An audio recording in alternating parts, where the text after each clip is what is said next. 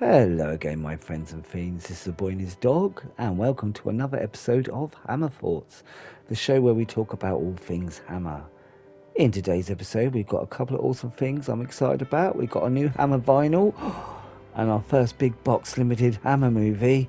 It's only freaking X the Unknown. But before we get into those two rather scrummy purchases, hashtag physical media matters. As always with Hammer, we got some new news to muse about too. Let's have a look. So first up, we have news on the next in the Hammer Presents range, and these always get me excited because you never know what you're going to get. And it's Incense for the Damned or Bloodsuckers. Of course, they have two names. Releasing on the 16th of November, Incense of the Damned stars, amongst others, Patrick McNee, Edward Woodward, and Peter Cushing. This psychedelic late 60s mod horror explores addiction, desire, and moral collapse in ways mainstream horror rarely dared. Misses. Includes three versions of the film, the theatrical and uncut versions of the film from the UK, named Incense for the Damned, and the US theatrical cut, named Bloodsuckers, two brand new commentaries, and a couple of new programs. One on the writer of the original book the film was based on, and a making of the film. The lengths of these are unknown. Hopefully they'll be nice and chunky. And of course, we talk once again about Dracula's Collector's Edition. So still no look at the new box set, but we have now got information of when we can pre-order.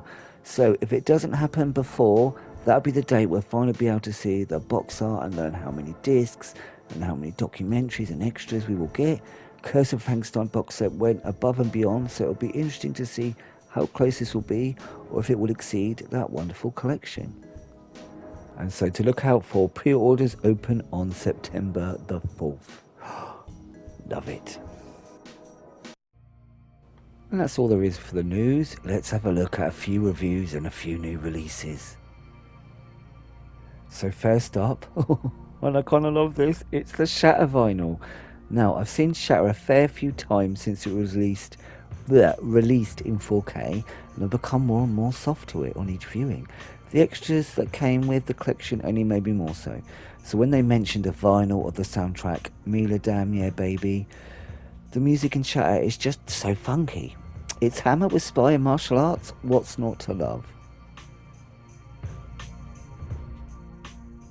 And of course, I still haven't got my vinyl player. This is the funny thing. I've got a couple of these now. But anyway, the room where the record player shall sit has been stripped and is being slowly worked on. Complete overhaul with new carpet and shelving. The carpet's being measured and being done next week, I believe. And then I can start putting shit in. Then eventually I'll finally be able to play the vinyls. Yay!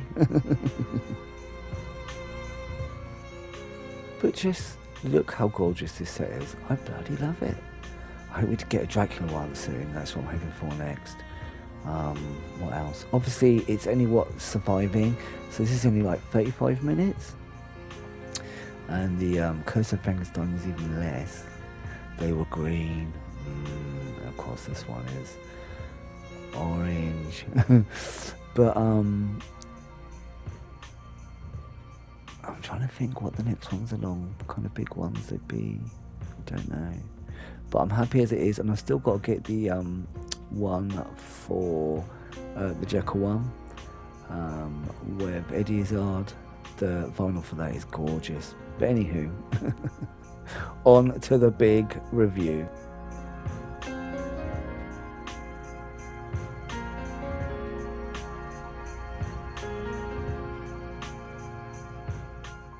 Well, I know I start talking about the film first, but this time we're going to talk about the box first. And yeah, I know I've got it in this box, but I had to show it this time because the box it came in is a little bit cute. You'll see what I mean in a minute. So it has like Hammer on the front there, yeah, and like X the Unknown on the side. I don't know, I just think things like this would be cute. That's all I'm saying. But if you look inside, look. X the Unknown. I don't know what it was. It was like something out of a nightmare. It was horrible. I just love shit like that. I'm not going to keep up swearing. I just think it's a cool idea. Anyway, look at this. My first big box of the year. It's a bit tasty. So of course it always has like the titles on the front, just on this black like fake leathery cover. We always get the bottom there, and I believe it says the same thing that it said in the box. It does indeed. Of course, hammer at the top there. I do like that. They can wear a little bit. I've noticed on one of my ones from last year. A little bit wear, but we'll ignore that. That's the side, and that's the back. But we're going to get to the gorgeous side here. Look at that. And then what's good about these is it's like a sleeve within a sleeve. Look at that artwork. I really dig it. That's the big skull when they go down there. There's a bit when they go down like through the crack, through the crevice, which is not in an X shape weirdly, it's in a Y shape. And there's the blob at the top there. There's the not Quatermass in the middle there. And there's the woman who screams when she sees a melting face, which we'll get on to in a minute. It kills but cannot be killed. It rises from 2,000 miles beneath the earth to melt everything in its path. X the unknown. That's cool, isn't it?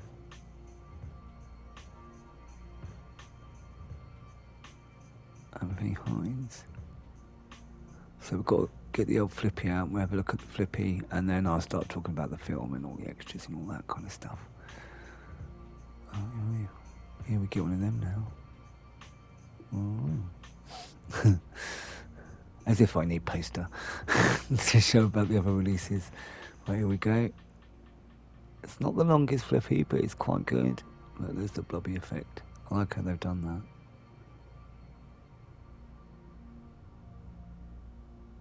I mean, it's not like Curse of Frankenstein hands down everything, the artwork, the box, the extras. That was amazing, isn't it? I'm assuming Dracula's going to be like something that stands up to that. But these are quite cool in their own right. These are very much like Quatermass Man. Look, there's a big skull. I like that. So obviously we get the two 4Ks on the left and the two Blu-rays on the right, and it's the same stuff on both lots of discs. Right, let's talk about the films while I show you the other extras.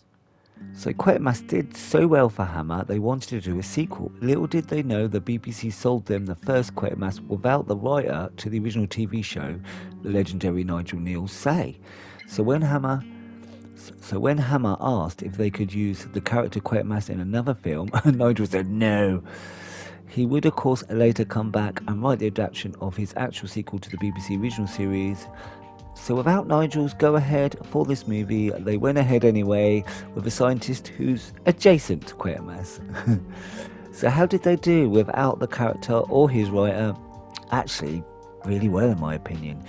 They somehow managed to create a film that has the feel of a Quatermass, but let's say a bit dumber. But it doesn't matter because it feels like its own thing as well. And there is such a lot going for this story.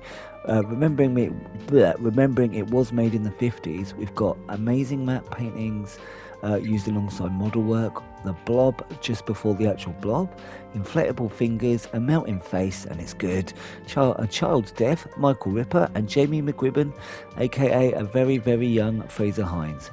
The story goes along at a pace. I'd say the non-Quatermass scientist bloke should have actually played Quatermass.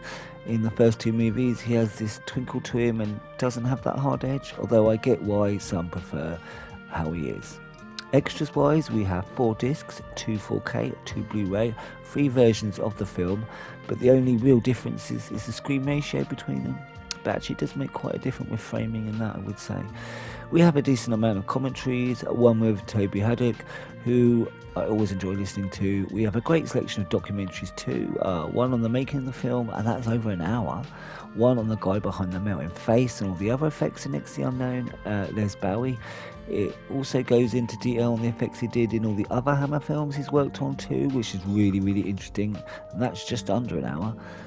We get an episode of Sidebar, which is basically one of those podcasts where you see two guys at their home chatting to each other about something, for an hour. It's basically that, and it's really cool. But most excitingly, I've talked how I love collecting the Hammer shorts they did, but they're quite rare, so it's only if you get them popping up on other things. And we have another one here restored, half an hour short film, a decent one at that, and the Mighty Ripper also stars. We also get a commentary track for this too, which is a lovely addition, and on top of that, a documentary on the director of this short film, Man on the Beach. He was to direct X the Unknown, but the American actor refused to work with him as he was on the often mentioned blacklist. So they had to find another director. It's all interesting stuff, really. As a side note, what's wonderful about Fraser Hines being in this, there is a lovely modern interview with him in the main making of documentary. When he grew up and appeared in Doctor Who, there were a fair few episodes that definitely nod towards Quetmass, and probably even more this one. The army working with a scientist is very much unit, working alongside the Doctor. The big box coming up. The Abominable Snowman has a Doctor Who story of the same name that definitely feels like inspiration comes from the Hammer tale. And although the second and third Doctor have stories that feel like they're in this era of Hammer, the fourth Doctor had a wonderful run of Gothic era Hammer style stories too. It's great. Hammer took from radio and TV for its ideas, and later the BBC and Doctor Who took the back from Hammer. Love it. My final thoughts on this glorious box set. I had a soft spot for this movie anyway, but it looks gorgeous with the new restoration, with a lovely box to complement it. I thought there was enough amount of extras in this collection and enjoyed going over them for a few days. My favourite, of course, always being the commentaries and any cool Hammer shorts they might include. I'm so excited that we are only a few weeks away from the next big box release, The Abominable Snowman. And so what do you think of the latest Hammer news and releases? Are you thinking about or already picked up the X the Unknown? BTW, there are always more basic versions of Hammer releases with just the 4K discs or just the Blu-rays, and none of the physical extras like book and posters. And X the Unknown can also be bought on DVD, but the price isn't much difference to the standard Blu-ray. It was also on YouTube for a while too. I don't know if it still is. It might be worth checking. So if you just want to see the film, there's always a way, my friends. Thank you for joining me once more, and never forget, my dear friends, to keep on keeping on.